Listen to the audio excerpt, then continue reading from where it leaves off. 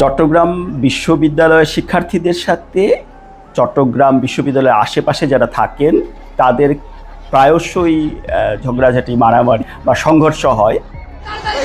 এটা কেন হয়? জোবরাবাসীর সাথে আমাদের, যেহেতু আমরা বিশ্ববিদ্যালয়ের শিক্ষার্থী, আমরা কিছুটা মুক্ত চিন্তা বা মুক্তভাবে চলাচল করতে পছন্দ করি। অনেকে ক্লাবিংয়ের সাথে যুক্ত আছেন, অনেকে হচ্ছে নানা ধরনের প্রোগ্রাম থাকে। সো সবসময় আসলে তারা যে সময় বেঁধে দেন ওই সময়ের মধ্যে আসলে ব্যাক করা পসিবল হয় না। সো এই জায়গা থেকে দেখা যায় জোবরাবাদের সাথে আমাদের একটা আইডিওলজিক্যাল ডিফার আছে। এরকম একটা কনসার্ন আছে যে আমাদের বিশ্ববিদ্যালয় প্রশাসন হচ্ছে তাদের জমি দখল করছে, বা হচ্ছে তারা এরকম একটা কনসেপ্ট প্রচলিত তাদের মধ্যে যে 7 একর কিনে নেওয়া হয়েছে, বাকি যে 23 একরের কথা আমরা বলি এটা পুরোটা হচ্ছে দখল করা। যখন থেকে ক্যাম্পাসে আসি কিংবা এর আগে, এখানে আসার আগে যে ধরনের যতবারই এ ধরনের ঘটনা ঘটেছে প্রত্যেকবারই জানতে পেরেছি একেবারে তুচ্ছ ঘটনা। অনেক সময় হয় এটা রিক্সা ভাড়া 5 টাকা এদিক ওদিক, কিংবা একটা সবজির দোকানে দামাদামি করতে গিয়ে। আবার অনেক সময় দেখা যায় ওইখানে যে কটেজের ছোটোখাটো নিয়ম কানুন, রাতে এতটা বাজে ঢুকতে পারবে না, একটু কথা কাটাকাটি, এই সামান্য ছোটোখাটো এ ধরনের সমস্যাগুলো দিয়ে তৈরি হয় এবং এইটা এত বড় পর্যায়ে চলে যায় যেখানে পুরা গ্রামবাসী এবং শিক্ষার্থীদের মধ্যে চলে আসে। এগুলো একেবারে তুচ্ছ ঘটনা থেকেই এগুলো হয়। দেখা যায় গ্রামবাসীদের মধ্যে, তাদের মধ্যে যে একটা ঐক্য আছে, এটা তারা ছড়াই দেয় যে আমাদের গ্রামবাসী আক্রান্ত হয়েছে, তোমরা যে কোনোভাবে কি তাদেরকে প্রতিহত করো। তো এরকম একটা গুজব ছড়ানোর মাধ্যমে তারা এই ধরনের বড় ধরনের সংঘাতে জড়ায় পড়ে। ঠিক একইভাবে শিক্ষার্থীদের পক্ষ থেকে বিভিন্ন গোষ্ঠী বা বিভিন্ন মহল তারা ফুটেজ খাওয়ার জন্য বা সামনে আসার জন্য এ ধরনের উস্কানিমূলক বক্তব্যগুলো দিয়ে শিক্ষার্থীদের মধ্যে তাদেরকে যুক্ত করে দেয়। প্রশাসনিক ওয়েতে বা লিগাল ওয়েতে কোনো সমাধানের মধ্যে না যাওয়ার কারণে মূলত এত বড় সংঘর্ষের ঘটনাগুলো ঘটে যায়। আসলে এলাকাবাসী এবং এই শিক্ষার্থীদের মাঝে যে দ্বন্দ্বটা, এটা আমি মনে করি একটা মানসিক দ্বন্দ্ব।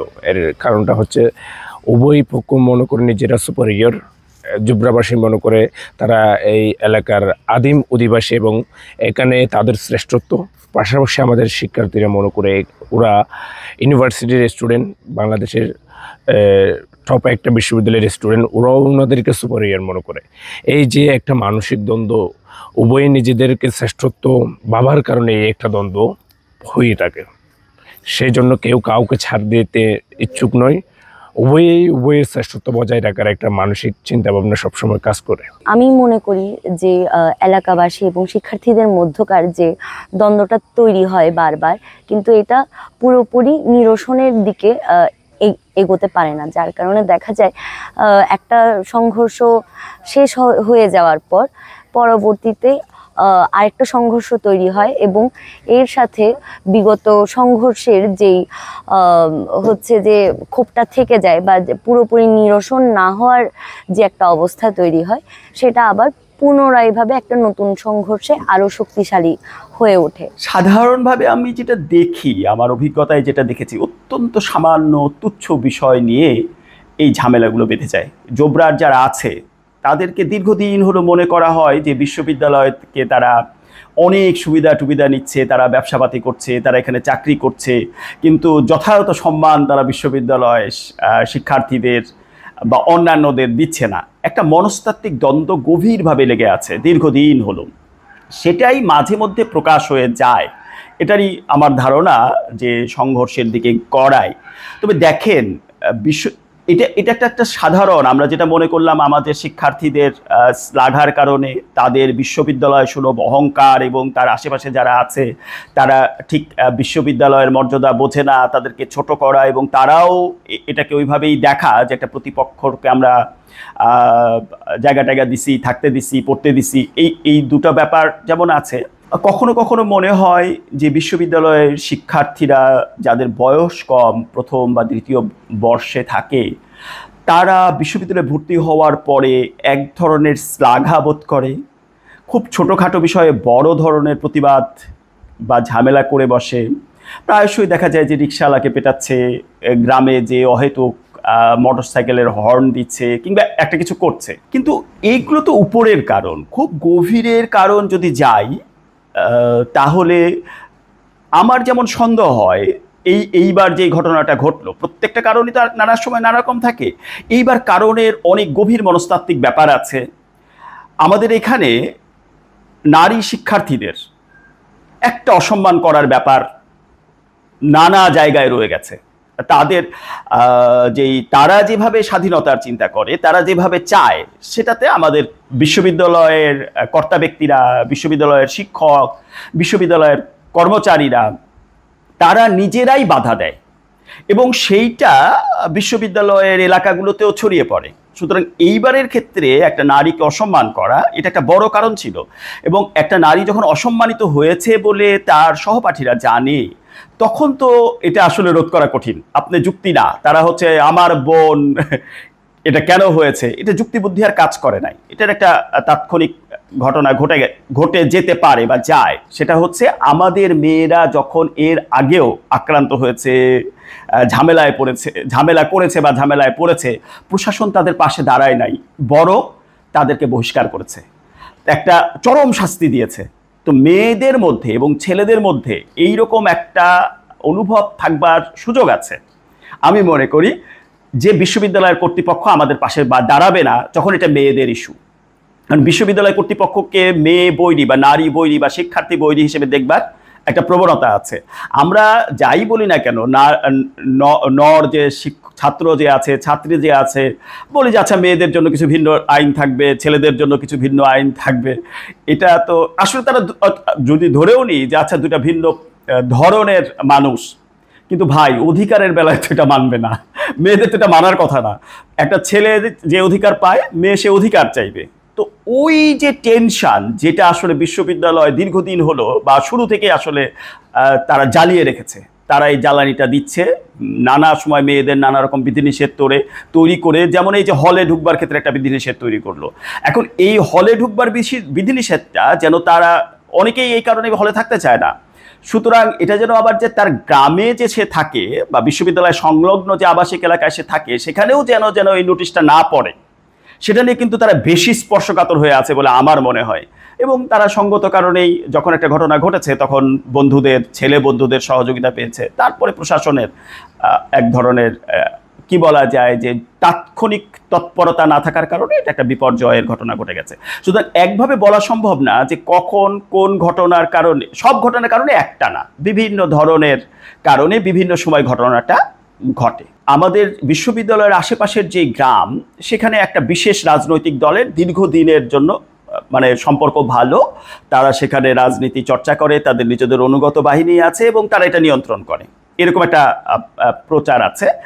এবং এই লোকগুলোই আবার বিশ্ববিদ্যালয়ের ভেতরের যে নানা রকম অর্থনৈতিক কর্মকাণ্ড, সেটার সাথেও তারা সেখান থেকে তারা একভাবে লাভবান হয়। বিশ্ববিদ্যালয়ের দোকান পরিচালনা, পরিবহন পরিচালনা, আরও শত রকম তো ব্যবসাপাতি আছে। এইখানকে বিশ্ববিদ্যালয়ের জমি যারা লিজ নিচ্ছে, তারা কে লিজ পাচ্ছে, এটার পিছনেও রাজনৈতিক প্রভাব আছে বলে লোকজন মনে করেন।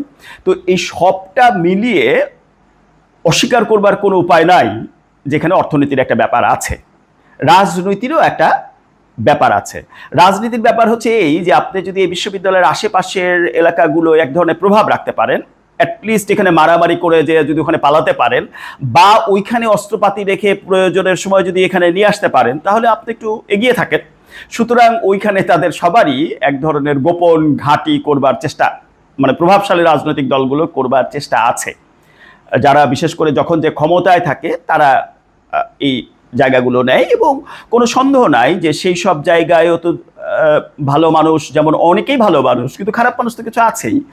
সমাজ বৈরী বা রাজনৈতিক ক্ষমতা দেখাতে চায়, রাজনৈতিক ক্ষমতা বলয়ে থাকতে চায়, এই মানুষগুলো তো আছেই। এছাড়াও আছে মাদকের একটা বিশাল ব্যাপার।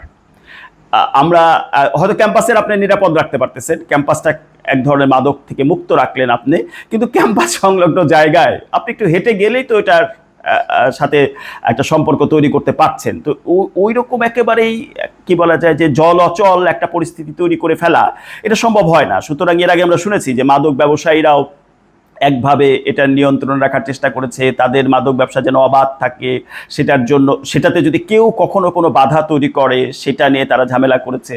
খাবারের দোকান নিয়েও তো আমাদের এখানে মারামারি হয় যে কে দখলে রাখতে পারতেছে। সুতরাং যেহেতু এলাকাটা একটু ভিন্ন ধরনের, অবশ্যই এটা চট্টগ্রাম বিশ্ববিদ্যালয়ের জন্য বিশেষ কিছু না। ঢাকা বিশ্ববিদ্যালয়ের ছেলেরা বা ঢাকা কলেজের ছেলেরা নিউ মার্কেটে যে মারামারি করছে না, আমরা তো দেখেছি যে নীলক্ষেত এলাকায় বাকুশা হকার্স মার্কেটে নিত্য মারামারি একটা ব্যাপার ছিলই। বাকৃবিতে যেটা হলো কৃষি বিশ্ববিদ্যালয়ে যেটা ঘটলো, স্থানীয় লোকজন জড়িয়ে গেল। তো এটা জড়িয়ে যাচ্ছে, এর অন্যরকম হয়তো একটা ব্যাখ্যা দেওয়া সম্ভব, কিন্তু অর্থনীতি, প্রভাব প্রতিপত্তি, রাজনৈতিক প্রভাব প্রতিপত্তি, এগুলোর একটা ঘনিষ্ঠ যোগাযোগ তো অবশ্যই আছে, অনেক ক্ষেত্রেই আছে। আমাদের শিক্ষকরা, আমাদের বিশ্ববিদ্যালয়ের কর্তৃপক্ষ, তারা কি একবারও ভেবেছে এর কারণটা কি? একটু সমাজ বিজ্ঞানের দৃষ্টি থেকে গবেষণা করে দেখি। আমাদের মনোবিজ্ঞান কি ভেবেছে যে কি মনস্তত্ত্ব এর জন্য কাজ করে এবং তার সমাধান কি? কেউ কিন্তু ভাবে নাই। তার মানে বিশ্ববিদ্যালয়ের যেই পড়াশোনা, গবেষণা, চর্চা, সেগুলো স্থানীয় বা আমাদের দেশের সমস্যা সমাধানের জন্য না।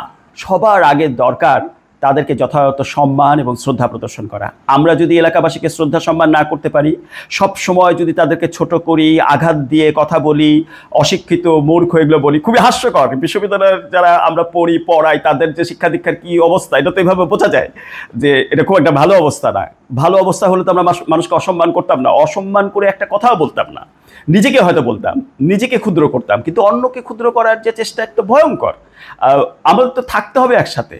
আমরা এই দেশের মানুষ, সবাই একসাথে থাকবো, একসাথে কাজ করব, একসাথে ভবিষ্যৎ গড়ব, কিন্তু মাঝে মধ্যে এরকম বিগড়ে যায়। তো আমার মনে হয় সমাধান হচ্ছে গবেষণা করে বের করা এবং অতি দ্রুত সৌহার্দ্যের জন্য বেশ কিছু আনুষ্ঠানিক উদ্যোগ নেওয়া। এই সব ঝামেলা গোলযোগ যদি বন্ধ করতে চাই, তাহলে একটা স্বীকার করে নিতে হবে যে আমাদের মেয়েদেরকে অবশ্যই ছেলেদের সমতুল্য অধিকার দিতে হবে, একটুও কম না, আপনি বেশি দিতে পারেন। আর একটা হচ্ছে যে কোনো যে সুযোগ সুবিধা থাকবার, চলবার, মানে যাতায়াত, থাকা এবং খাওয়া, এই একটা সুষ্ঠু সমাধান অবশ্যই বিশ্ববিদ্যালয়কে করতে হবে। যতদিন আপনি না করবেন ততদিন পর্যন্ত এই যে আমাদের শিক্ষকদের যে বেতন ভাতা দেয়, যে সুযোগ সুবিধা দেয়, এটা জলে যাচ্ছে।